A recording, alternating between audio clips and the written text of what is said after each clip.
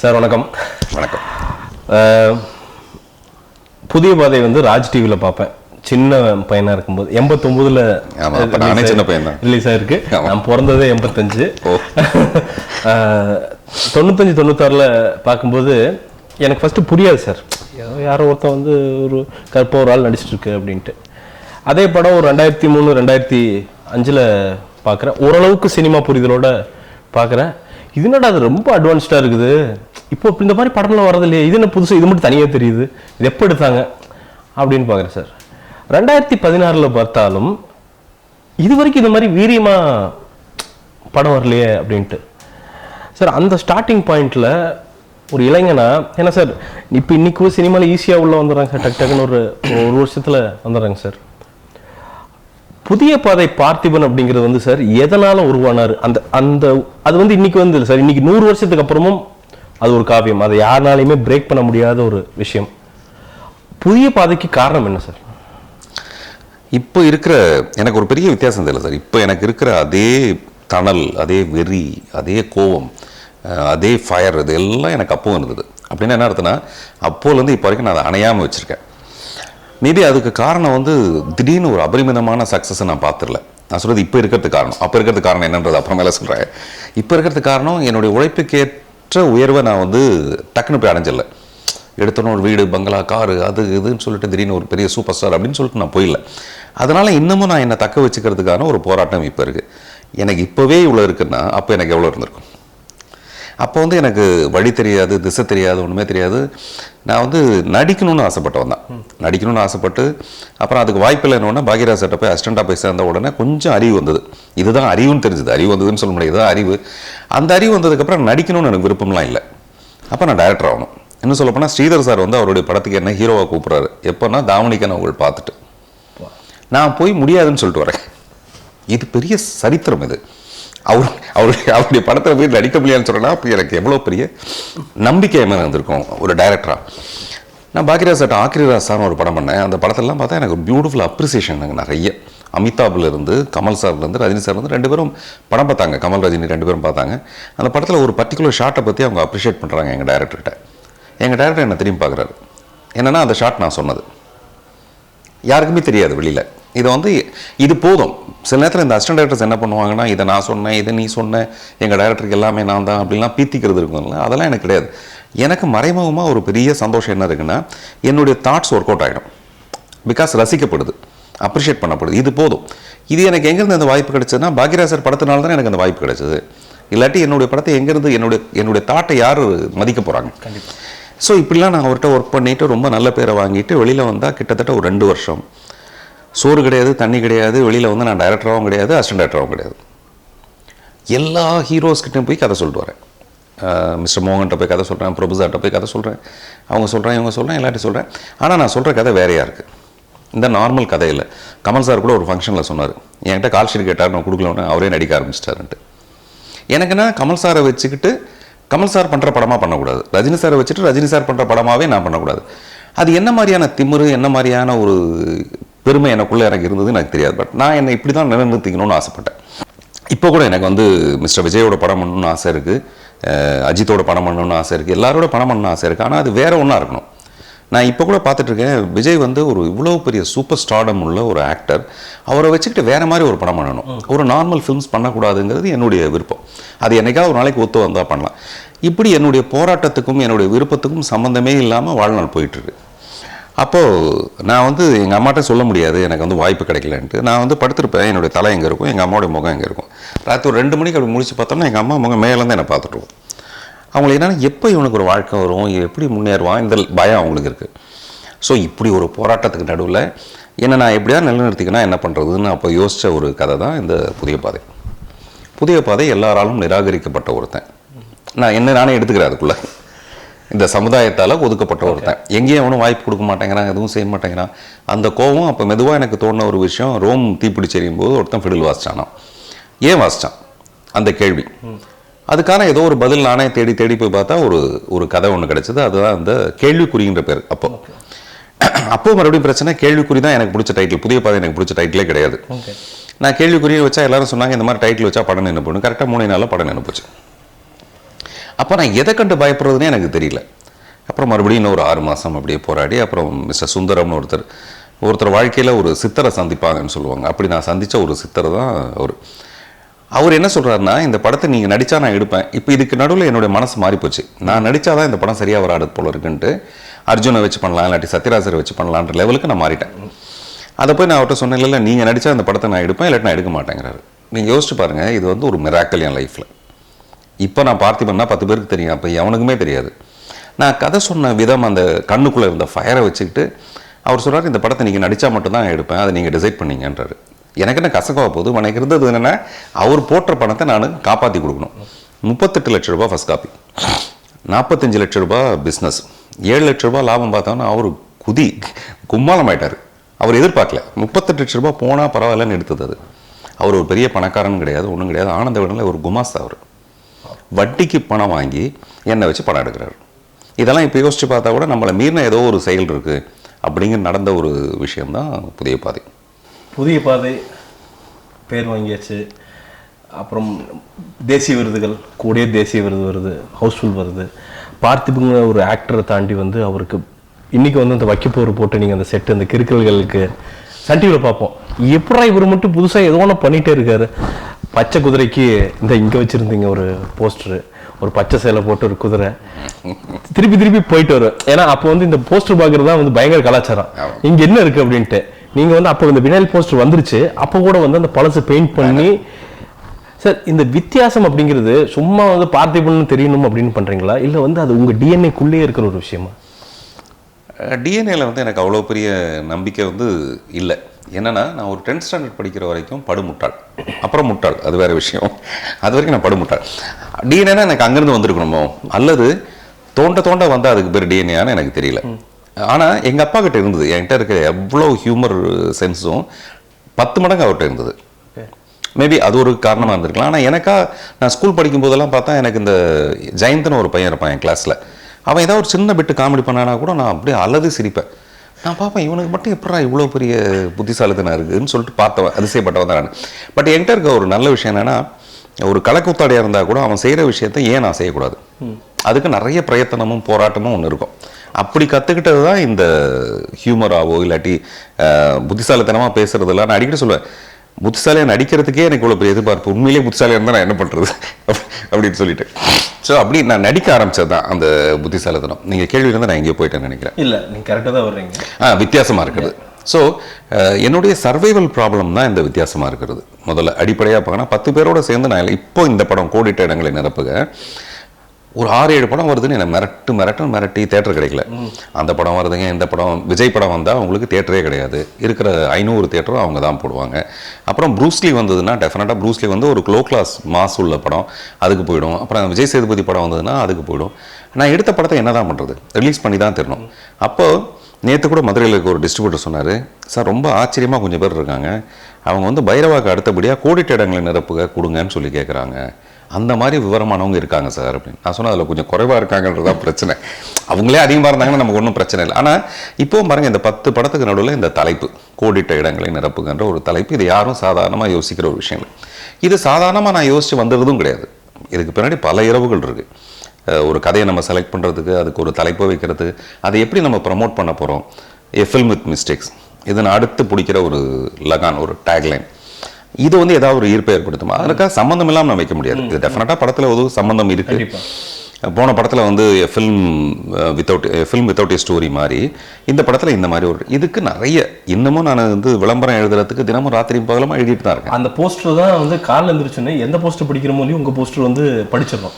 ஏன்னா ரொம்ப டெக்ஸ்ட் இருக்கு, அதாவது கீழே எந்த அளவுக்கு டெக்ஸ்ட் இருக்கோ அதே அளவுக்கு மேலே டெக்ஸ்ட் இருக்கு. என்னன்னா ஒருத்தர் இவ்வளோ ட்ரை பண்ணுறாரு அப்படிங்கிறதே வந்துங்க. ஏன்னா சார், உங்கள் மெச்சூரிட்டிக்கு உங்கள் ஏஜுக்கு ஏதோ ஒன்று பண்ணிவிட்டு அப்படியே இருந்துடலாம் சார். இன்றைக்கும் அந்த பாரை புஷ் பண்ணி ஒரு பார்த்து வகுக்கிறது அப்படிங்கிறது அது வந்து என்ன இன்ஸ்பயர் பண்ணதான் எனக்கு தெரியலைங்க சார். பட் ஒரு 19-25 வயசு பசங்களை இன்றைக்கும் புஷ் பண்ணதுங்க சார். ஒரு ஷார்ட் ஃபிலிமுக்கு அவன் யோசிக்கிறான், இவரே இப்படி வைக்கிறார், நாம ஏதாவது புதுசாக வைப்போம் அப்படின்னு வந்து அவன் யோசிக்கிறாங்க.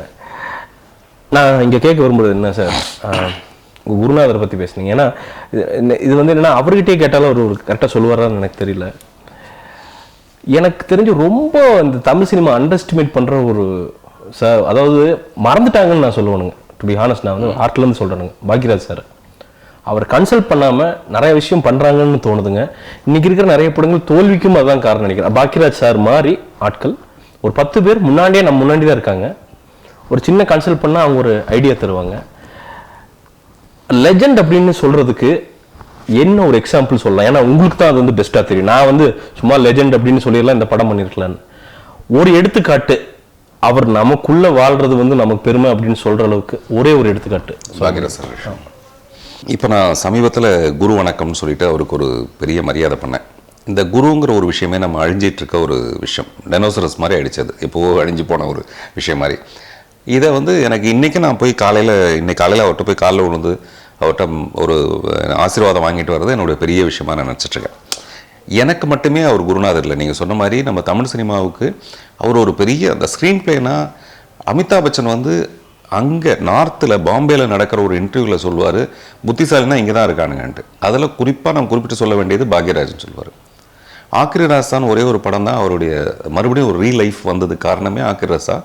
காலையில் 8 மணிக்கு பாக்யராஜ் சார் வீட்டில் வந்து உட்காந்துருந்தார். எனக்கு நல்லா ஞாபகம் இருக்கு, நான் இப்போ டைரக்டரோட கூட இருக்கேன். அவர் ஏந்திரிக்கிறது 9:30 மணிக்கு தான் எழுந்திருப்பார் அமிதாப் யூஸ்வலாக. 8 மணிக்கு வந்து பாக்யராஜ் சாரோட டைனிங் டேபிளில் உட்காந்துருக்காரு டைரக்டர். அப்புறம் தான் இறங்கி வர்றாரு. இது ஆக்கிரி ராசா ரிலீஸ் ஆனவுடனே எனக்கு ஒரு படம் பண்ணி கொடுங்க, பிளாங்க் செக்கு, நீங்கள் என்ன வேணாலும் சம்பளம் எடுத்துக்கலாம். ஒரு மதிக்க தெரிஞ்ச ஒரு மனுஷன் இன்னொருத்தரை மதிக்கிறா, இவ்வளோ பெரிய ஸ்க்ரீன் பிளே ரைட்டர்னு சொல்லிட்டு. நிஜமாகவே அவருக்கு நம்ம என்ன இடம் கொடுத்துட்டு வச்சுருக்கோம்னா, சில தோல்விகள், வர்த்தக தோல்விகள் வந்து ஒருத்தனை பின்னோக்கி கொண்டு போய் தள்ளி விட்டுருது. நான் ரொம்ப வருத்தமாக ரொம்ப ஸ்ட்ராங்காக சொல்லணும்னா, இந்த மாதிரி பெரிய ஆளுங்க நம்ம என்ன பண்ணுறோம்னா, ஒன்று ஃபங்க்ஷன்ஸ் கூப்பிடுவோம், இல்லாட்டி ஃபியூனரலுக்கு போகிறோம். இது வந்து ரொம்ப வருத்தமான ஒரு விஷயம். என்னென்னா, இவன் ரொம்ப பெரிய மேதைங்க, என் ஃபங்க்ஷனில் வந்து கலந்துக்கிட்டோம் இவருடைய தலைமையில், அவ்வளோதான் நம்ம செய்கிறோமே தவிர. அது இப்போ மகேந்திரன் சார்னு வச்சுங்க, மகேந்திரன் சார்னா யங்ஸ்டர்ஸ் எல்லாம் பேர் சொன்னாலே கைத்துட்டானு. அவருக்கு ஏன் நம்ம வாய்ப்பு கொடுக்குறதில்ல? அவரை நம்ம அப்படியே ஒதுக்கிறோம். அவர் ஒரு பெரிய தலைவர், அவர் வந்து நிறைய ஃபங்க்ஷன்ஸ்க்கு வந்து உட்காந்து ஆடியோ லான்ச்சில் பேசணும். அதே மாதிரி பாக்யராஜ் சார், அது மாற்றினது எனக்கு வந்து விருப்பமே இல்லை. அதனால் அந்த ஃபங்க்ஷன் நான் என்ன சொன்னேன்னா, எனக்கே வசதி இல்லை. இப்போ நான் படம் எடுக்கிறதுக்கு அவ்வளோ பெரிய வசதியை வச்சுட்டு எடுக்கல, ஒரே ஒரு சின்ன ஸ்கிரிப்ட் வச்சுட்டு எடுக்கிறேன். இந்த படம் வெற்றி அடையும் போது நிச்சயமாக பாக்யராஜ் சாரை வந்து என்னுடைய ப்ரொடக்ஷனில் நான் ப்ரொடியூஸ் பண்ணி பாக்யராஜ் சார் ஒரு படம் டைரக்ட் பண்ணுவார் அப்படின்னு சொல்கிறதுக்கு காரணமே இந்த வேதனை. இப்போ நீங்கள் சொல்கிற இந்த வேதனை நம்ம அப்படியே ஒதுக்கி அவருக்கு என்ன ஆகிடுதுன்னா, நம்ம இவ்வளோதானோ அப்படிங்கிற ஒரு ஃபீலிங் அவருக்கு வந்துடுது. அவரும் எவ்வளோ தான் கஷ்டப்படுவார். இன்னமும் சொல்லப்போனால் அவருக்கு ஈக்குவலாக ஒரு கதை. இப்போ சமீபத்தில் இந்த கதை கோடிட்டிடங்க நிரப்புக, நான் சாந்தனுக்கிட்ட கதை சொல்லலை, பட் பாக்யராஜ் சாரோட பையங்கிறனால ஒரு சின்ன மரியாதைக்காக ஒரு 4 லைன் சொன்னேன், இப்படி ஒரு விஷயம் பா அப்படின்னு. இவர் போய் உடனே அங்கே சொல்லிட்டார் போல இருக்குது. ராத்திரி 11:30 மணிக்கு டைரக்டர் ஃபோன் பண்ணுறாரு, இந்த மாதிரியா சோனு வந்து கதை சொன்னால், இப்படி கதை போயிட்டு இருந்தால் அப்போ நீ என்ன பண்ணுவ அந்த கதையில் அப்படின்னாரு என்ன. நான் சொன்னேன், இதெல்லாம் ஆரம்பிக்கிறதுக்கு முன்னாடி ஒரு கதை இருக்குது சார், அதில் நான் இப்படி பண்ணியிருக்கேன். அதானே பார்த்தேன், நீ அப்படி பண்ணாமல் இதை பண்ண முடியாது இல்லை. கதை 4 லைன் சொல்லும்போதே அவருக்கு தெரியுது இங்கே ஒரு விஷயம் இருந்திருக்கணும், இல்லாமல் இந்த விஷயம் வராது. அப்போ நீ என்ன பண்ணிட்டு இருப்ப, படம் போகிறா சும்மாவாக இருப்பேன் அப்படின்னு கேட்குறாரு. அவ்வளோ பெரிய ஒரு நாலேஜபிள் பர்சன். அவரை நம்ம எல்லாரும் சேர்ந்து ஏதாவது ஒரு படம் பண்ண வச்சு அவருடைய அந்த இதை வந்து நம்ம குறைக்காமல் பார்த்துக்கணும். இந்த லெஜெண்ட்னு சும்மா அந்த ஒரு போலியான ஒரு வார்த்தையை மட்டும் குத்தி விட்டு சார் அவங்கள டீக்ரேட் பண்ணுறது அந்த லெஜெண்ட் இது அந்த அந்த டைட்டில் தான் நான் சொல்லுவேன். அதான் சொல்கிறேன், மரியாதைக்குரியன்னு கொண்டு போய் அங்கே சென்டர் ஸ்டேஜில் உட்கார வச்சுட்டு அவரை காலில் வந்து கும்பிட்டு அதோடு ஒதுக்குறானுங்க எல்லாரும். அதில் எனக்கு உடன்பாடு இல்லை.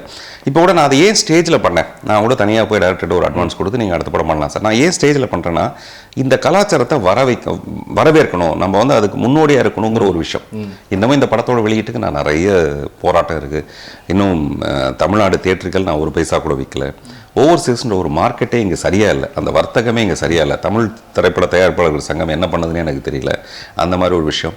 சேட்டலைட் விற்க முடியாது, ஓவர்சீஸ் வைக்க முடியாது, தமிழ்நாடு வந்து தியேட்டர்கள் விற்க முடியாது. இல்லை சார், அந்த பாயிண்ட்டுக்கு தான் வரணும். ஏன்னா அது இல்லை ஒரு நிமிஷம், அது இந்த நிலைமையில் நான் வந்து பாக்யராஜ் சார் வச்சு ஒரு படம் பண்ணுறேன் அப்படின்னு சொன்னால், என்னை எந்தவாத அடமானம் வச்சாவது டெஃபினட்டாக டைரக்டரை மறுபடியும் நான் அந்த ஸ்தானத்தில் பார்க்கணும். அதுக்கு நம்ம ஒரு 10 பேர் சேர்ந்து அவருக்கு ட்ரை பண்ணணும். இந்த ஊர்கூடி தேர் எடுக்கிறதும் தேருன்னு தனியாக அவங்க ஒதுக்கி வச்சு பிரோஜனம் இல்லை. கண்டிப்பாக தேர் நம்ம இழுக்கணும், மறுபடியும் அந்த தேர் மூல இருக்கணும். ஸோ அதுதான் என்னுடைய ஆசை. இந்த ஃபினான்ஷியல் அப்படின்னு சொல்கிறப்ப சார், அது என்ன சார் நான் கேட்குறேன், படம்னா 10 படம் தான் வந்து இங்கே ஜெயிக்கிறதுக்கு இருக்கா? 10 படத்துக்கு வந்து ஒரு 200 படத்துக்கான ஸ்பேஸ் ஒதுக்கிட்டு மிச்சம் வந்து 300 படங்கள் வந்து 10 படத்துக்கான ஸ்பேஸில் போய் சண்டை போடணுமா? ஒரு மாசத்துல 40 படம் ரிலீஸ் ஆகுது சார். எந்த டைட்டில்னே யாருக்குன்னு தெரியறது இல்லை. இன்னொரு மாதம் பார்த்தீங்கன்னா 4 படம் ஹாயாக ஒவ்வொரு வாரம் கேப்பில் இல்லை 2 வாரம் கேப்பில் ஹாயாக ரிலீஸ் பண்ணுறாங்க சார். ஜாலியாக 500 தியேட்டர் 600 தியேட்டர் அடுத்து வந்து கலெக்ஷன் வந்துடுது ஓவர்சீஸ் அப்படிங்கிறாங்க சார்.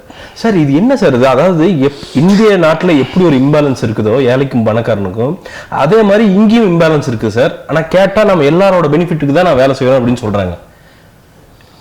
நீங்களே இவ்வளோ கஷ்டப்படுறீங்க அப்படின்னா ஒரு சாதாரண ஒரு கிரியேட்டர் ஒரு ஊர்ல இருந்து ஒருத்தர் வந்துட்டு மஞ்சப்பை எடுத்துட்டு வந்து முதல்ல ஒரு தயாரிப்பாளர் அவன் எவ்வளவு சிரமப்படுவான் சார். இது வந்து நியாயங்களா தமிழ் சினிமா பண்றது?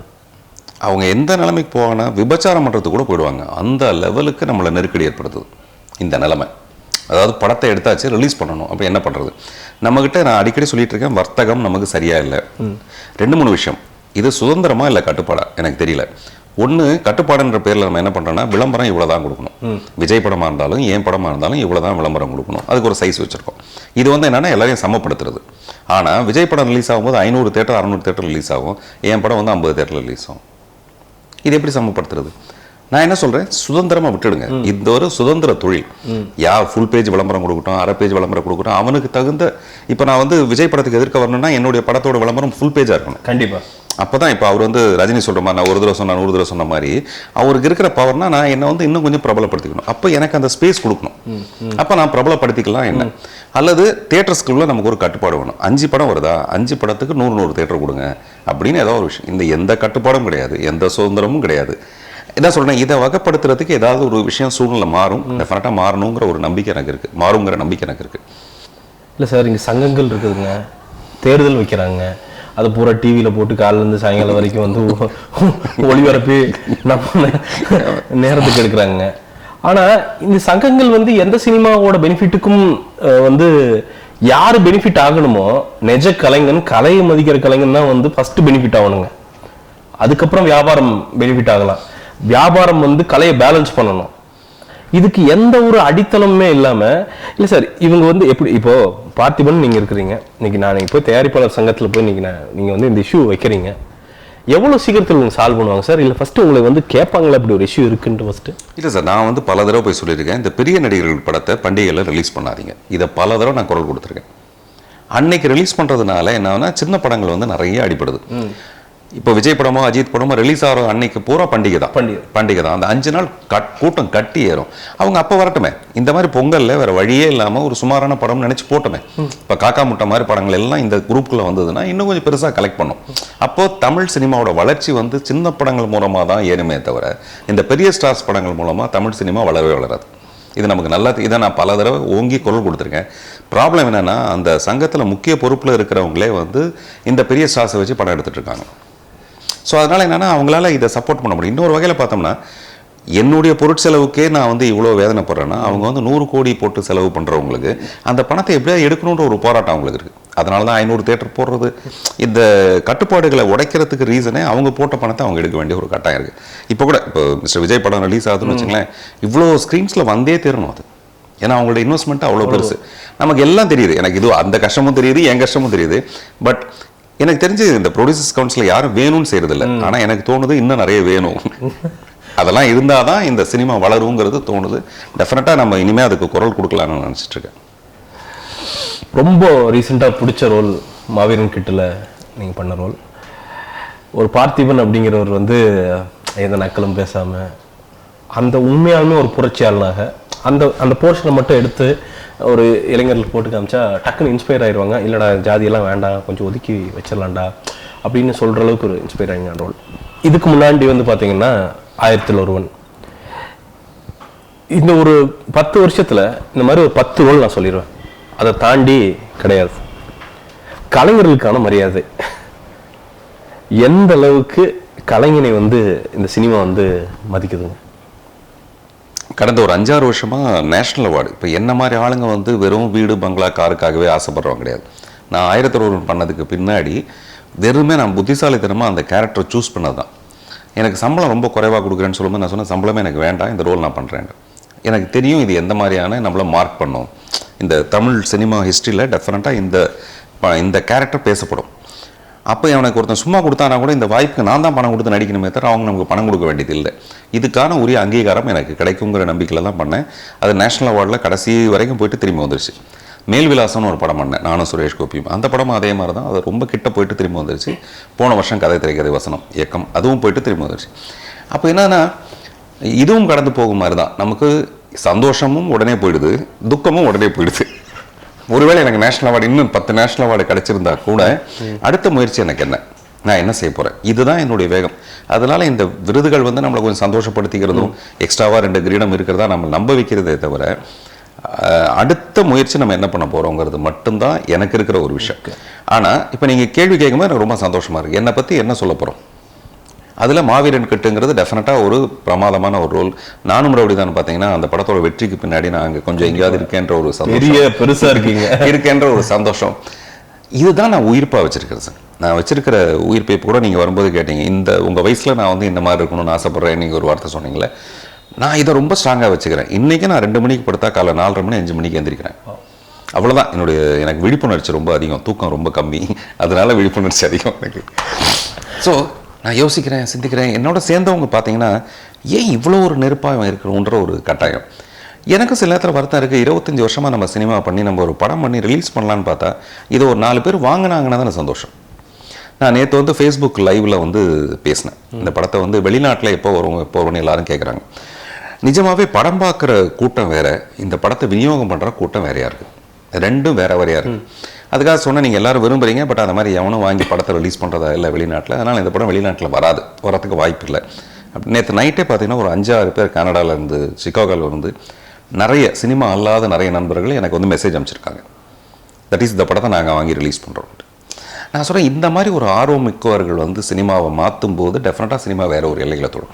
சினிமாவில் பெரிய கலெக்ஷன். நான் சொல்கிறது 94 என்னுடைய உள்ளே வெளியே நான் என்ன விற்றனோ அந்த விலை கூட நான் இப்போ இந்த படத்தை விற்க முடியல. எங்கேருந்து எவ்வளோ தூரம் வந்திருக்கோம் அந்த 20 வருஷத்தில். அப்போ சினிமா காசோட தரம் ஏறி இருக்குது, மதிப்பு கூடி இருக்குது. தியேட்டரில் வந்து அப்போ 60 ரூபா டிக்கெட்னா இப்போ 120 ரூபா டிக்கெட். அந்த பணம்லாம் எங்கே போகுது? நம்ம படத்தை கொண்டு போய் ஒரு தட்டை கொடுத்தோம்னா அவங்க விற்று அவங்க என்ன ஓடுதோ அதில் நம்ம கொஞ்சம் காசு கொடுப்பாங்களான்னு எதிர்பார்க்குற மாதிரியான ஒரு சூழல் வந்து போச்சு. இப்போ சீரியஸாகவே இப்போ நம்ம பேசுகிறது எதுவுமே வந்து பேட்டிக்காகவோ நீங்கள் கேட்குறீங்கிறதுக்காக அவ்வளோ வருத்தம் இருக்குது. அப்போ எப்படி இப்போ ஒரு தொழில் பண்ணோம்னா அந்த தொழில் நீங்கள் சொல்கிற மாதிரி ஒரு ஒன்று மார்க்கெட்டில் கொண்டு போய் கொடுத்தோம்னா அதில் 10 ரூபா கிடைக்கணும், இல்லை 5 ரூபா கிடைக்கணும். இன்றைக்கி சினிமா இருக்க சூழ்நிலை 0 தான். இந்த 0க்கு அப்படியே நம்ம கொடுக்கணும், வந்தால் வரும், வரலன்னா வரல. ஆனால் அதே சினிமா இன்னொரு பக்கத்தில் பார்த்தீங்கன்னா 100 கோடி 150 கோடின்னு ஒரு போகுது. 2 படத்தை கூட தரம் பார்த்தீங்கன்னா அவ்வளோ பெரிய தரம் இல்லை. அதில் தரம் இல்லாத படங்கள் வந்து அவ்வளோ பெரிய வியாபாரத்துலேயும், தரமான படங்களுக்கு வியாபாரமே இல்லாத ஒரு சூழலும் இருக்குது. சார், அந்த கோடிட்ட இடங்களை என்ற புகை வந்ததுலேருந்து இது வரைக்கும் அது பாட்டுக்கு அது மார்க்கெட்டிங் பண்ணிகிட்டு இருக்கு. டேக்லேருந்து எல்லாமே வந்து ரொம்ப ஒரு இன்ட்ரெஸ்டிங்காக மக்களே ஓன் பண்ணி நிறைய இடத்துல வந்து மார்க்கெட்டை பண்ணுறாங்க சார். சாந்தனு நல்ல ஃப்ரெண்ட் ஆக்சுவலாக. எப்படிப்பட்ட பையன் சார் ஆள்? அண்டு உண்மையாலுமே வந்து ஒரு ப்ராமிசிங் கேரக்டரா, இல்லை வந்து நம்ம புஷ் பண்ணாதான் பெர்ஃபார்ம் பண்ணுவாரா? எப்படிப்பட்ட ஒரு பெர்ஃபார்மருங்க? யூஸ்வலாக இந்த வாத்தியார் பையன் மக்குன்னு ஒன்று சொல்லுவாங்க. நிறைய பெரிய பிரபலங்களோட வாரிசுகள் பார்த்தீங்கன்னா புஷ் பண்ணால் தான் வெளியில் வர முடியும். புஷ் பண்ணியும் வர முடியல. இங்கே நிறைய உதாரணங்கள் உண்டு. ஸ்ட்ரைட்டாகவே சொல்லணுன்னா எம்ஜிஆருடைய வளர்ப்பு மகன் சுகுமார், அவர் பேர் நினைக்கிறேன், எம்ஜி சுகுமார். அவரெல்லாம் வந்து அதே மாதிரி விக்கு வச்சு அதே மாதிரி பண்ணி கடைசியில் பார்த்தீங்கன்னா அவர் அவ்வளோ பிரபலமாக முடியல, ஒன்றுமே பண்ண முடியல. முத்து இவர் வந்து சிஎம்மாக இருக்கும்போது எடுத்தோடனே ஒரு டூயல் ரோல், அந்த மாதிரி நிறைய ப்ரெஷர் ஃபோர்ஸ் பண்ணி கூட கொடுத்து பண்ண முடியல. அப்படின்னா நான் அவங்களுக்கு திறமை இல்லைன்னு சொல்ல வரல நான். பட் சாந்தனுக்கு வந்து நிறைய திறமை இருந்தது. சின்ன பையன்லேருந்தே பார்த்தீங்கன்னா அந்த துருதுருப்பும் அந்த நடிப்பே வந்து இன்றைக்கி யங்ஸ்டர்ஸ்க்கு பிடிக்கிற மாதிரி ஒரு நடிப்பு, டான்ஸ் தெரியும், எல்லாமே தெரியும், எல்லா விஷயமும் இருந்து ஏதோ ஒரு விஷயம் அது வந்து சரியாக வரல. அது என்னன்னு நமக்கு தெரியாது. இளையராஜா சார் வந்து என்கிட்ட சொல்லுவார், இன்னும் உனக்கான இடத்த நீ அடையலையா அப்படின்னுவார். எனக்கு அவர் சொல்கிறது தான் பெரிய விஷயம். நான் சொல்லுவேன், இதை விட வேறு என்ன சார் எனக்கு வேணும்னு சொல்லுவேன். ஸோ நானும் அதே லெவலில் தான் தத்தளிச்சுக்கிட்டு இருக்கேன், இன்னமும் ட்ரை பண்ணிகிட்ருக்கேன். சாந்தனும் அந்த மாதிரி தான் இருக்கிற ஒரு நிலைமை. இதில் வந்து ஒரு ஒரு யங்ஸ்டர் ஒருத்தர் வேணும் அந்த கதைக்குள்ளே, ஒரு ரொமான்டிக் ஹீரோவாக இருக்கணும். சாந்தனு பண்ண படங்களோ இல்லை சாந்தனு பற்றின இருக்கிற அபிப்பிராயமோ அப்படி இல்லை. ஸோ அதனால் என்ன பண்ணுறேன், நான் எடுக்க போகிறது ஒரு பெரிய ரிஸ்க்கு. நான் இப்போ கூட சொன்னேன், எதிலோ ஒன்று சொன்னேன், பேசாமல் ஒரு ட்ரெயின் எடுத்துருக்கலாம் படம் எடுக்கிறதுக்கு பதிலாக, எப்போவுமே ஃபுல்லாகவே போயிட்டுருக்கு. படம் எடுத்தால் அப்படி போக மாட்டேங்குது. ஸோ அந்த மாதிரி ஒரு முழு ரிஸ்க் எடுக்கிறோம். நான் நினச்ச மாதிரி சாந்தனு வர முடியுதான்ட்டு. அதே நேரத்தில் எங்கள் டைரக்டர் பையங்கிறதுனால எனக்கு ஒரு மரியாதை கலந்து இது. ஆனால் ஒரு சாதாரண எல்லாரும் மாதிரி நான் எல்லாத்தையுமே ரொம்ப ரெஸ்பெக்டோட பழகிறோம், ஈவன் யங்ஸ்டர்ஸாக இருந்தால் கூட. அதனால் சாந்தனு வந்து பல தடவை வரவழைச்சு பேசி பார்க்குறேன். முதல்ல சாந்தனுக்கு நம்ம மேலே நம்பிக்கை இருக்கா. நான் முதலே சொன்ன மாதிரி இவங்க எல்லாரும் நம்மளை ஒதுக்குறாங்க. ஒரு ஸ்டேஜுக்கு அப்புறமா இந்த யங்ஸ்டர்ஸ் எல்லாருமே நம்மளை ஒதுக்குறாங்க. யாரோ ஒரு யங்ஸ்டர் வந்தால் தான் வந்து அவங்களுக்கு அது சரியாக இருக்கும், மேட்ச் ஆகுன்ற மாதிரி. தனுஷ் கூட நான் ஒரு படம் பண்ணலான்னு பேசும்போது அப்புறம் செல்வராகவன் எனக்கு ஃபோன் பண்ணி சொன்னார், அவன் வந்து கொஞ்சம் ஒரு மாதிரி பயப்படுறான் நீங்கள் என்னும்போது, கொஞ்சம் சீனியராக இருக்கிறதுனால. எனக்கு அது ரொம்ப வருத்தமாக இருந்தது. என்னுடைய ஸ்கிரிப்ட் என்னன்னு தான் பார்க்கணுமே தவிர நான் சீனியராக இல்லையாங்கிறது ஏன் அவர் யோசிக்கிறாரு, இது எப்படி நம்ம நிலைநிறுத்துறதுன்னு தெரியல. கதை திரைக்கதை வசனம் இயக்கம் வந்ததுக்கு அப்புறம் தான் எனக்கு வந்து ஒரு 25 வயசு குறைஞ்ச மாதிரியான ஒரு ஃபீலிங் வந்தது. அது வரை நம்ம ட்ரெண்டுக்கு இல்லாட்டி குடைக்கல் மழையும் எல்லா படமும் நான் புதுசாக பண்ணி கூட அது ஓடாதப்போ அதை போய் சேரல, அடையலை. அந்த மாதிரி சாந்தனு என்னவா பார்க்குறாப்புல, நான் என்னவா பார்க்குறேன் சாந்தனுன்ற வேறு விஷயம். சாந்தனுவே ஒரு 10 தடவை யோசிக்கிறாப்புல இது பண்ணலாமா வேண்டாமான்ட்டு. அது எனக்கு நல்லா தெரியுது. சரி, நான் அதனால் அவரோட போக்குக்கு விட்டுட்டு அதுக்கப்புறம் ஷூட்டிங் ஆரம்பித்து ஒரு 2 நாளைக்குள்ளே அவர் புரிஞ்சுக்கிட்டாப்புல இது வேறு மாதிரியான ஒரு டைரக்ஷன். உதாரணத்துக்கு வந்து 2 நாளாக அவர் நடிக்கிறது பூரா நான் மாற்றி சொல்லிட்டு இருக்கேன், இல்லை இங்கே இப்படி பண்ணாதீங்கன்னு சொல்லிட்டு இருக்கேன். அப்புறமேல வந்து ஒரு நாள் சொன்னார், சார் எனக்கு இப்போ நல்லா புரிஞ்சு போச்சு சார், நான் உன்னை காதலிக்கிறேன் அப்படின்னா நான் உன்னை அப்படின்னு சொன்னோம்னா அந்த இடத்துல அது வரக்கூடாது. அதை சொல்லாமல் வேற ஒரு இடத்துல நீங்கள் அதை செய்ய சொல்கிறீங்க, அதுதானே கரெக்டு தானே சார்? ஆமாம் அப்படின்னு சொன்னேன். அப்புறம் 3ஆவது நாள்லேருந்து பார்த்தீங்கன்னா நான் என்ன நினைக்கிறேனோ அதை பர்ஃபெக்டாக பண்ணி ஈவன் டப்பிங்கில் கூட நான் ஒரு பெரிய கரெக்ஷன்லாம் சொல்கிறதுக்கான வாய்ப்பே இல்லாத அளவுக்கு பண்ணியிருந்தேன். படத்தில் வந்து அவ்வளோ சட்டிலாக ரொம்ப கஷ்டமான ஒரு ரோல் இந்த ரோல். ஓகே, நீங்கள் படம் பார்க்கும்போது தெரிஞ்சுக்குவீங்க. சில நேரத்தில் இப்போ நம்ம இறைவி படத்தில் வந்து எஸ்.ஏ. சூர்யாவோட கஷ்டமான ரோல் வந்து விஜய் சேதுபதி. எஸ்.ஏ. சூர்யாவுக்கு வந்து எக்ஸென்ட்ரிக்காக ஆக்ட் பண்ணுறதுக்கான ஸ்கோப் அதில் 1001 மாதிரி தெரியும். பட் ரொம்ப சட்டிலாக பண்ண வேண்டியது விஜய் சேதுபதி தெரியாது. அதுக்குள்ளே அவர் என்ன பண்ணுவாருன்னு தெரியாது. ஒரு ஆக்டராக எனக்கு இதெல்லாம் நல்லா தெரியும். நானே ஒரு ஆக்டராக இருக்கிறதுனால சாந்தனுக்கிட்ட இருந்து என்ன மாதிரியான நடிப்பை வர வைக்கிறது, முதல்ல வந்து அவருடைய தோற்றத்தை மாற்றினேன் நான். இந்த ரொம்ப ட்ரிம்டா, ரொம்ப நான் இந்த கிளாஸ் சொன்னதுக்கு அவரும் அவங்க ஒய்ஃபை எங்க இருந்தோ ஷாப்பிங்ல இருந்து கீக்கி சொல்றாங்க, கிளாஸ்லாம் போட்டால் கொஞ்சம் மெச்சூர்டா தெரியும் சொல்லி, நீ மெச்சூர்ட் ஆகிட்டேன்னு நினைச்சு நம்ம உனக்கு கல்யாணம் பண்ணி வச்சிருக்காங்க, அதனால அதுக்கெல்லாம் பயப்படாது அப்படின்னு சொல்லி, அதாவது ஒவ்வொரு ஸ்டேஜில் நம்ம மாறுறதுக்கு நிறைய போராட்டம். அப்புறம் அந்த கிளாஸை வேண்டாம் விருப்பா போட்டு அதுக்கப்புறம் நான் சொன்னேன் ஒரு சின்ன மேனரிசம் வேணும். அது மேனரிசம் தெரியக்கூடாது, ஆனால் நம்மள அறியாமல் நம்ம எல்லாருக்குமே இருக்கும் அந்த மேனரிசம். அது படத்தில் தெரிஞ்சாலும் சும்மா அப்படி கை எடுத்துகிட்டு போயிட்டு வரணும்னு சொல்லிட்டு அது எப்போ ஒரு இடத்துல நடக்கணும். அப்போ படம் பூரா பார்த்தீங்கன்னா அது அவ்வளோ பியூட்டிஃபுல்லாக இருக்குது. ஸோ அதனால் சாந்தனு ஒரு ரொம்ப டேலண்டடான ஒரு நடிகர். அவருக்கு முறையான வாய்ப்பு இல்லாமல் இருந்து அந்த வாய்ப்பு என் மூலமாக நடக்கிறதுங்கிறது எனக்கு பெரிய சந்தோஷம். யங்ஸ்டர்ஸ் நிறைய உள்ள வராங்க, ஒரு ஷார்ட் ஃபிலிம் எடுக்கிறாங்க, அடுத்து ஃபீச்சர் ஃபிலிமு, அதுக்கடுத்து 30 கோடி 50 கோடி ரூபா பட்ஜெட்டில் படம் அப்படின்ட்டு உயரமும் டக்குன்னு போயிடுறாங்க. 2 மாதத்தில் பார்த்தீங்கன்னா கார்கள் உள்ளே இறங்கிடுது, லைஃப் ஸ்டைல் மாறிடுது, பேச்சுக்கள் மாறிடுது. அதே ஸ்பீடில் எங்கே போகிறாங்கன்னு தெரியறது இல்லைங்க. இன்றைக்கி ஒரு யூத் சினிமாக்குள்ளே வரணும் அப்படின்னா எந்தெந்த விஷயத்த முதல் விஷயமா வந்து கடைபிடிக்கணும் சார், தக்க வச்சுக்கிறதுக்கு தானே? நான் நினைக்கிறது வந்து குருகுலம்னு ஒன்று இப்போ இல்லை நம்மக்கிட்ட. ஆனால் குருகுலத்தில் ஒரு அமைதி ஒன்று இருக்கும் பார்த்தீங்களா. முதல்ல நம்ம கற்றுக்க வேண்டியது அமைதி. நம்ம அமைதியாக இருந்தால் தான் என்ன சத்தம், இது வீணையா இல்லாட்டி இது வந்து தண்ணீர் குடத்தில் வந்து விழுற சத்தமானு கேட்கும். ஸோ முதல்ல நம்ம அமைதியாகணும். இப்போ இருக்க வர நிறைய யூத்துக்கு வந்து அந்த அமைதியே இல்லை. ஆக்சுவலாக அவங்களுக்கு ஒரு புத்திசாலித்தனம் இருக்குது. இந்த புத்திசாலித்தனம் சினிமா பண்ண போதுமா போதாதான்றது முதல்ல அவங்களுக்கு தெரியல. நான் அந்த மாதிரி நிறைய அசிஸ்டன்ஸை பார்க்குறேன். அவங்க வந்து ஒரு மாதம் உட்காருங்கன்னு சொன்னால் உட்கார மாட்டாங்க. அந்த 1 மாதத்துக்குள்ளே அவங்களுக்குள்ள மைண்டில் ஒன்று ஓடுது. அதுக்கு தகுந்த மாதிரி யாரோ ஒரு தயாரிப்பாளரை கரெக்ட் பண்ணுறாங்க, கரெக்ட் பண்ணி படம் பண்ணிடுறாங்க. படம் பண்ணி அந்த மாதிரி நிறைய பேர் தோற்று போனதும் உண்டு. நான் சொல்கிறது முதல்ல வந்து அமைதி. ஓஷோ சொன்ன மாதிரி தான், கப்பை எம்டி ஆக்கினா தான் அதில் நம்ம ஏதாவது போட முடியும். ஆல்ரெடி பாதி தழும்பிட்டே இருந்துன்னு வச்சு நம்ம ஊற்றவே முடியாது. இப்போ வரவங்க எல்லாம் அந்த பாதி தழும்பின ஒரு கப்பு மாதிரி தான் இருக்காங்க. அது ஒரு சின்ன minus. At the same time என் பையன் உட்பட என்னை விட அவங்க பயங்கர புத்திசாலியாக இருக்காங்க. இப்போ உதாரணத்துக்கு துருவங்கள் 16 அந்த டைரக்டர் என்கிட்ட தான் வந்து அந்த கதையை சொன்னார். நான் நடிக்க வேண்டிய படம் தான் அது. அந்த நேரத்தில் என்னுடைய இம்மிடியட் டேட்ஸும் என்னால் முடியல, ஃபினான்ஷியலாக கொஞ்சம் பிரச்சனைகள் இருந்தது. அதனால் அந்த படம் நான் பண்ண முடியல. ஆனால் எனக்கு நல்லா தெரியும். நானே 3-4 தடவை அந்த டைரக்டருக்கு ஃபோன் பண்ணேன், சார் அந்த படம் பண்ணலாமே, என்ன ப்ராப்ளம் உங்களுக்குன்னு சொல்லிட்டு கேட்டேன். நான் சொல்கிறது அந்த படம் நல்லா வருங்கிறது நம்மளால் கணிக்க முடியும், அதை வந்து ஏதோ செய்ய முடியாமல் போயிடுச்சு.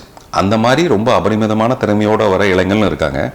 தங்களுக்கு திறமை இருக்குன்னு நம்பிக்கிட்டு வரவங்க தான் நிறைய பேர். இதில் இன்னும் நிறைய பேர் பார்த்தீங்கன்னா கிராமத்தில் ஒரு வேலை வெட்டியும் கிடைக்கலன்னா டைரக்டர் ஆயிருன்னு வராங்க. கேட்டால் நான் கதை சொல்லுவேன் சார் அப்படின்றாங்க. ஒரு 15 வருஷம் கழிச்சு பார்த்தா மறுபடியும் அவங்க பாண்டி பஜாரில் தான் சுற்றிட்டு இருக்காங்க. நான் சொல்கிறது இது வேறு. இதுதான் கதை திரைக்கதை வசனத்தில் வந்த தம்பிராமையோட ரோல். தனக்கு தெரியும்னு அவன் முழுமையாக நம்பிட்டு தனக்கு தெரியாதுன்னு அவன் தெரியும் போது அவனே இல்லை. அந்த மாதிரி நிறைய பேர் அந்த மீசையோடவே தான் ரொம்ப கௌரவமாக வாழ்ந்த மாதிரியே செத்து போயிடுவாங்க.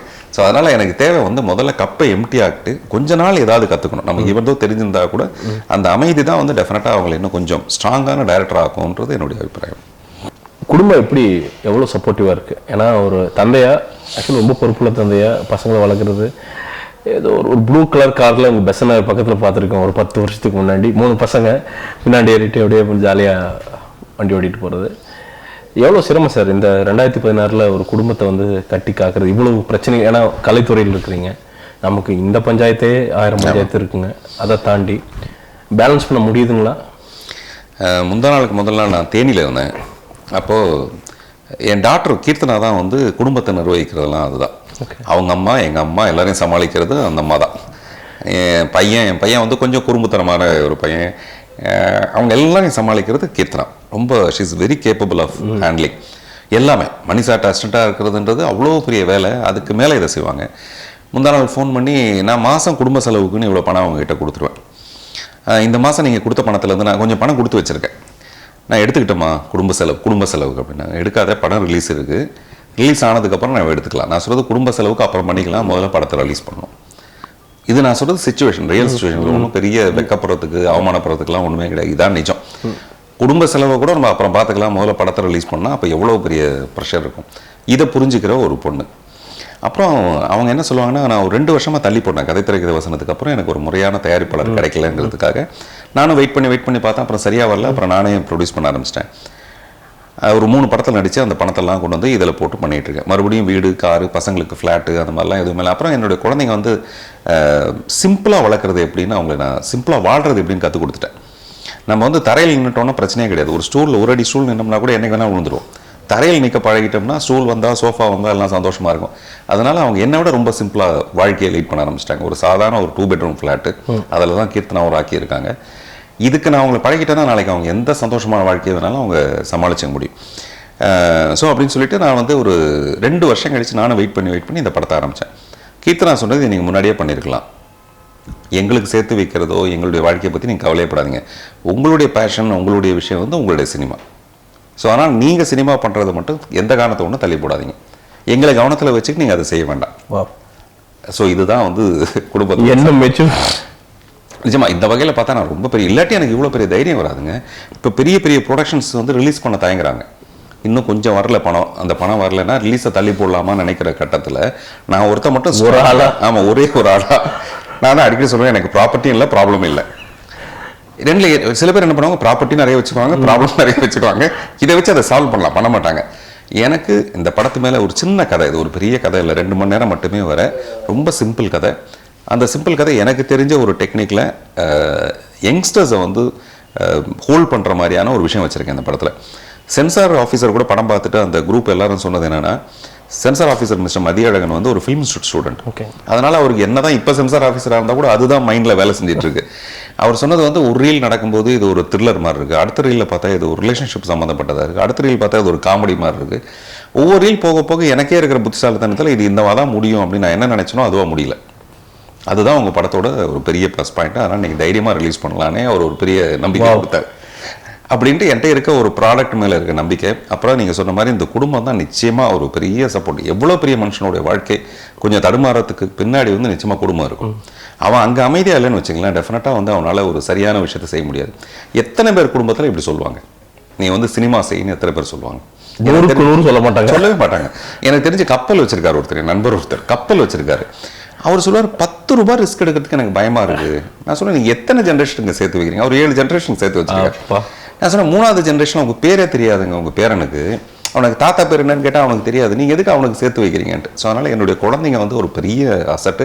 அப்புறம் அவங்களே சினிமாவில் இருக்கிறது அது இன்னொரு பெரிய ப்ளஸ்ஸு. அதனால் என்னுடைய முயற்சி எங்கேயும் போகாது. அது மறுபடியும் கீர்த்தனாவுக்கோ ராக்கிக்கோ அபிநயாவுக்கு தான் வந்து சேருமே தவிர வேறு எங்கேயும் போகிறது கிடையாது. சினிமா நிறைய பேசிட்டேன் சார். ரொம்ப வருத்தப்படுற விஷயம், 106 விவசாயிகள் தற்கொலைன்ட்டு அசால்ட்டாக பேப்பரில் முடிச்சுட்டு நான்லாம் வெக்கமே இல்லாமல் தான் உட்காந்துட்ருக்கேன். வெக்கமே இல்லைன்னு தான் சொல்லணும். ஏன்னா எந்த முயற்சி எடுக்கிறேன், சும்மா மெட்ராஸில் உட்காந்துட்டு ஏதோ ஒரு ஏசி ரூமில் உட்காந்துக்கிட்டு ஜாலியாக இருந்துட்டு பண்ணுறேன் சார். ஒரு குரூப் என்ன சொல்லுது, என் ஃப்ரெண்ட்ஸுக்கிட்ட பேசிகிட்டு இருக்கேன், அதில் பாதி சூசைடு வந்து அதெல்லாம் இல்லைடா, விவசாயி சூசைட்லாம் கிடையாது, அதில் சும்மா வேறு ஏதோ ரீசன் கிடையாது, நஷ்டீடு வாங்குறதுக்கு பண்ணுறாங்க அப்படின்ட்டு. தெரிஞ்ச நல்ல விவசாயி தெரிஞ்சவர் கேட்டால் இவங்க சொல்கிற சுச்சுவேஷன் கம்மி தம்பி, இதை விட 100 மடங்கு அங்கே வந்து பாதிப்பு இருக்குது அப்படிங்கிறாங்க. சார் தமிழ் எங்கே தான் சார் போவான்? விவசாயம் இல்லை, மண் வளம் இல்லை, தண்ணீர் வளம் இல்லை, காற்று மாசுபடுது, எல்லாருமே பிடிங்கி திங்கிறாங்க நம்மளேருந்து. சார் எதை பற்றியுமே கேர் எடுத்துக்காத ஒரு கம்யூனிட்டி. உண்மையாலுமே தமிழன் அப்படின்னு சொல்கிறது வந்து அசிங்கமா நான் கேட்குறேன். ஏன்னா தமிழன் அப்படின்னு சொன்னாலே வந்து ஏதோ தீவிரவாதி மாதிரி பார்க்குறாங்க. ஏதோ ஐயோ கொஞ்சம் போராட்டவாதியா நீ, போராளியா அப்படிங்கிறான்.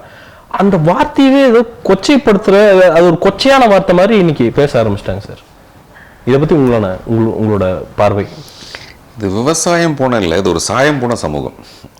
சாயமாக போயிடுச்சு, அதோட ஒரிஜினல் ஒரு கலர் இருக்கும் தெரியுங்களா, அது இல்லாமல் போனதுக்கு காரணமே விவசாயம் நம்மளை விட்டு போனது. அப்புறம் இயற்கைங்கிறது வந்து தவிர்க்க முடியாத ஒரு விஷயம், வறட்சி அது வந்து தவிர்க்க முடியாத ஒரு விஷயம். ஒரு நாட்டோட விஷயம் என்னவா இருக்க முடியும்னா வறட்சி எப்படி பேலன்ஸ் பண்ணுறது தான். உதாரணத்துக்கு இப்போ அமெரிக்காவில் வந்து ஒரு ஆக்சிடென்ட் இங்கேயாகும் அங்கேயாகும். ஆக்சிடென்ட் ஆனால் 10 நிமிஷத்தில் அதை கிளியர் பண்ணுவோம். 10 நிமிஷம்ன்றது அதிகம், நமக்கு வந்து 2 நாள் ஆகும் அந்த இடத்த கிளியர் பண்ணுறதுக்கு. ஸோ இங்கே நம்மளுடைய அரசியல்வாதிகள் செய்கிற ஒரு தில்லு முள்ளு தனத்தினால என்ன ஆகுதுன்னா பணம் பூரா ஒரு இடத்துல போய் சேர்ந்துட்டு வறட்சி வந்ததுன்னா அதை சமாதானப்படுத்துறதுக்கு சமப்படுத்துறதுக்கு இங்கே நம்மகிட்ட வேறு எந்த விதமான ஏற்பாடுகளுமே இல்லை. அது ஒரு பெரிய இப்போ என்னுடைய மனநிலை எப்போவுமே எப்படி இருக்குன்னா, சாதாரணமாக நான் வந்து காரில் போகும்போது எதிர்க்க ஒரு டெட் பாடி போயிட்டு இருந்தேன்னு வச்சுங்களேன், என்ன அறியாமல் நான் ப்ரே பண்ணுவேன், இந்த ஆன்மா சாந்தி அடையட்டும். யாரோ ஒருத்தர் தெரியாது, அது சின்ன வயசுலேருந்து வந்த ஒரு பழக்கம். சும்மா யாரோ ஒருத்தர் அப்படி போகும்போது நான் மனசுக்குள்ளே இந்த ஆன்மா சாந்தி அடையட்டும் அப்படின்னு சொல்லுவேன். இது வந்து சின்ன வயசுலேருந்து எங்கள் அம்மா எனக்கு ஏற்படுத்தின பழக்கம். இப்போ இந்த மரணங்களை பார்க்கும்போது நம்மளால் என்ன பண்ண முடியும்? நான் நிறைய நேரத்தில் இந்த மாதிரி கொதிச்சு எழுந்ததெல்லாம் உண்டு. ஒரு சின்ன சின்ன பிரச்சனைக்கும், அது இலங்கை பிரச்சனையுமா இருக்கட்டும், இதுக்காக போய் தனித்தனியாக போய் நம்ம நெய்வேலியில் போய் உட்காருவோம், அது உட்காருவோம்.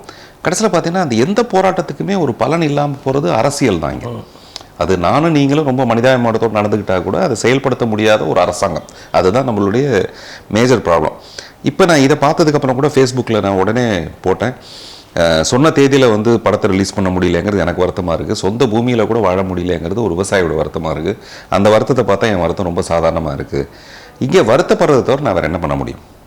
நானா படைக்கிற மாதிரி ஏதாவது செய்ய முடியுமா? நான் செய்ய ஆரம்பிச்சிருக்கேன். உதாரணத்துக்கு கூவம் சுத்தமாச்சுன்னா அதன் மூலமாக விவசாயிகளுக்கு இவ்வளவு உரம் வந்து ஃப்ரீயாக கிடைக்கும் அப்படின்னு இதுக்கு நான் ஒரு 15-20 நாள் தனியாக போய் போராடினேன் பண்ணுறேன். ஆனால் அது அந்த அடுத்த ஸ்டெப்புக்கு நம்மளை கொண்டு போக விடாமல் பண்ணிடும்போது என்ன ஆகுதுன்னா, எனக்கு இப்போ தெரிஞ்ச ஒரே தொழில் இந்த சினிமா. இப்போதைக்கு இந்த நிமிஷத்தில் என்னால் என்ன பண்ண முடியும்னா, இந்த சினிமா மூலமாக 4 காசு வந்துச்சுன்னு வச்சுங்களேன், அதில் ஒரு காசை நான் இதுக்கு செலவு பண்ண முடியும், இந்த சமூகத்தோட பங்கு போட்டுக்க முடியும். இப்போ நான் வேகமாக ஓடிட்டு இருக்கிறது அதை விட்டுட்டேன். இந்த விவசாயிகளோட மரணத்தை பார்த்து அதை லேசாக கண் கலங்கும் போது அதை தொடச்சிக்கிட்டு போய் நம்ம தொழிலை பார்க்க முடியுமா? அநேகமாக என்ன மாதிரி தான் நிறைய பேர் இருப்பாங்க. எல்லாருக்கும் அந்த உணர்வு இருக்கும், எல்லாருக்கும் அந்த மனிதாபிமானம் இருக்கும். பட் செயல்படுத்துறது எப்படிங்கிறது மட்டும்தான் எனக்கு தெரியல. என்னைக்காவது ஒரு நாளைக்கு செயல்படுத்துறதுக்கான ஒரு விஷயம் வரும்போது அதில் நான் வந்து முக்கியமான பங்காக வந்து இறங்கி வருவேன். காரணம் என்னென்னா, நான் சமீபத்தில் தான் விவசாயத்தை பற்றி தெரிஞ்சுக்கிட்டேன்.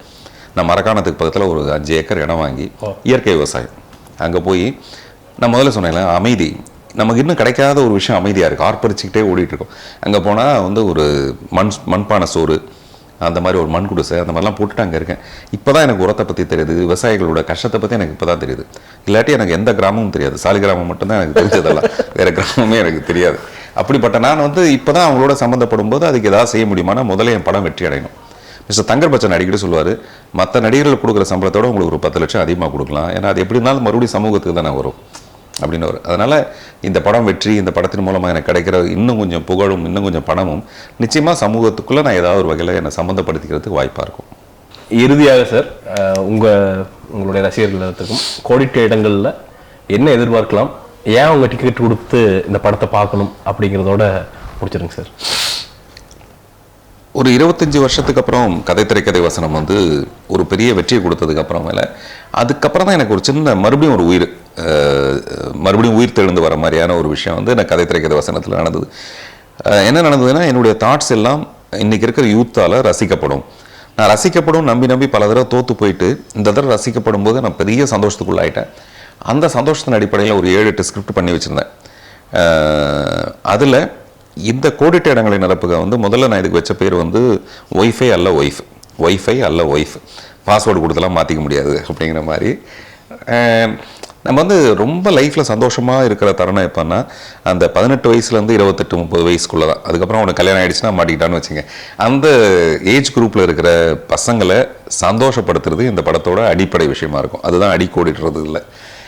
ரொம்ப ஜாலியான ரொம்ப ஹாப்பியான படம். அப்புறம் அதே மாதிரி நான் இப்போ சொல்ல விரும்பாத அல்லது விரும்பாதன்னு சொல்கிற ஒரு விஷயம் என்னென்னா, இது ஒரு உண்மை சம்பவத்தின் அடிப்படையில் ஒரு நண்பர் சொன்ன கதை இது எனக்கு. ஸோ அந்த கதையை எவ்வளோ இன்ட்ரெஸ்டிங்காக சொல்ல முடியும்? இவ்வளோண்டு கதை. அந்த கதையை வந்து இன்னைக்கு ரொம்ப அழகான ஒரு பியூட்டிஃபுல் ஸ்க்ரீன் பிளே, நல்ல மேக்கிங், நல்ல சாங்ஸ். சத்யா வந்து பிரமாதமான சாங்ஸ் கொடுத்துருக்காரு. கடைசியாக பிரபுதேவோட கோரியோகிராஃபில் சாந்தனோட அந்த டமுகாட்லான ஒரு சாங்கு டிஆர் சார் வந்து பாடியிருக்காரு. இதெல்லாம் நான் எதுக்கு பண்ணியிருக்கேன்னா, இந்த படத்துக்கு பின்னாடி 10 பைசா வியாபாரம் இல்லாமல், எல்லாத்துக்கும் ஒரு வியாபாரம் 10 பைசா போட்டால் 12 பைசா வரும்ன்ற நம்பிக்கையோடு தான் ஒரு வியாபாரத்தை செய்வாங்க. ஆனால் நான் செய்கிற இந்த வியாபாரங்கிறது முழுக்க ரசிகர்களாகிய உங்கள் மேலே, உங்களுடைய ரசனை மேலே எனக்கு இருக்கிற நம்பிக்கையின் மட்டும்தான் அடிப்படையாக நான் இந்த படத்தை வச்சு பண்ணியிருக்கேன். இந்த படத்தில் என்னெல்லாம் இருக்குது அப்படின்னு என்னால் சொல்ல முடியாது, ஏன்னா கொஞ்சோண்டு தான் இருக்குது. அதனால் நீங்கள் வந்து ஃபஸ்ட் டே ஃபஸ்ட் ஷோ படம் பார்க்குறது மூலமாக என்ன ஓப்பனிங்க அந்த படத்துக்கு அப்படின்னு சொன்னாங்கன்னா, அந்த படத்துக்கு வந்து ஒரு மிகப்பெரிய ஒரு வரவேற்பு வரும். நிச்சயமாக நீங்கள் தியேட்டருக்குள்ளே வந்ததுக்கப்புறம் உங்களை சாட்டிஸ்ஃபை பண்ண முடியுன்ற நம்பிக்கை எனக்கு நிச்சயமாக இருக்குது.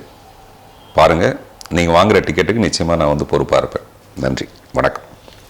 ரொம்ப நன்றி சார். இந்த வெற்றி மட்டுமே உங்களதாக இருக்கட்டும். வெறும் சினிமா மட்டும் இல்லாமல் பல பரிமாணங்களில் வந்து உங்களை கூடிய சீக்கிரம் பார்க்கணும் சார். ஏன்னா one of the prominent people இங்கே இந்த தமிழ்நாட்டில். எனக்கு உங்களை பர்சனலாக மீட் பண்ணதில் சந்தோஷம் சார். இப்படி உட்காந்து பேசுகிறதுல எனக்கு மிகப்பெரிய ஒரு சந்தோஷம் சார். நன்றி மட்டும்தான் எனக்கு இப்போ தோன்ற ஒரே வார்த்தை. ரொம்ப நன்றி சார். முதல் விஷயம், உங்களுடைய நான் வந்து பிரசாந்தோட பேசணும் அப்படின்னு ஆசைப்பட்டேன். உண்மையான விஷயம் என்னென்னா, நான் நிறைய உங்களுடைய ரிவ்யூவில் பார்த்தேன். அந்த ரிவ்யூக்கு பின்னாடி ஒரு யதார்த்தம். முதல்லலாம் கொஞ்சம் அப்படி கிண்டல் பண்ணிட்டு இருந்தாங்க உங்களை. நான் கூட அப்படியே ஒரு திமிர் தரம் பயங்கர. நான் முதல்ல சொன்னேன், நான் முதல் படம் பண்ணுறதுக்கு முன்னாடி எனக்கு இருந்த திமிர் கண்ணாவினான்னு இருக்கும். அப்படியே திமுறா தின்னாவிட்டே இவருக்கு என்ன பெரிய சினிமா தெரியுமா, இவர் என்ன சினிமா இப்படி நாராக கிழிக்கிறாரு அப்படிங்கிற விஷயம் தான் முதல்ல என்ன உங்களை பார்க்க தோணுன விஷயம். அப்புறம் அதில் இருந்த யதார்த்தம் வந்து எனக்கு ரொம்ப பிடிச்சிருந்தது. அப்புறம் பிடிச்சதுன்னு சொல்கிறதும், பிடிக்கலன்னு சொல்கிறதும், அதுக்கு அப்புறம் மெதுவாக நீங்களும் அதுக்கு பின்னாடி ஒரு பெரிய எதிர்பார்ப்பை ஏற்படுத்திக்கிட்டீங்க. பிரசாந்தோட இன்டர்வியூனா இப்படி, இது ரிவ்யூனா இப்படி இருக்கும் அப்படிங்கிற ஒரு விஷயத்தை ஏற்படுது. அதனால் நானும் உங்களை பார்க்குறதுல மகிழ்ச்சியாக தான் இருந்தேன். அப்படி ஸ்டாம்ப் பண்ணுறது தான் ரொம்ப முக்கியமான விஷயம். இந்த கூட்டத்துக்கு நடுவில் நம்ம காணாமல் போகாமல் பிரசாந்த் அப்படின்னா தெரிய வைக்கிறதுக்குன்னு பின்னாடி நீங்கள் ஒரு முயற்சி பண்ணியிருக்கீங்க பார்த்தீங்களா? அந்த மாதிரி ஒரு முயற்சி தான் தொடர்ந்து நானும் பண்ணிகிட்ருக்கேன். ஆக்சுவலாக இந்த டிஷர்ட் நான் போட்டிருக்க வேண்டியது கோடிட்ட இடங்கள் நிரப்புக, நீங்கள் போட்டிருக்கீங்க. ரொம்ப சந்தோஷம். தேங்க்யூ. ரொம்ப தேங்க்ஸ் சார். Thank you sir.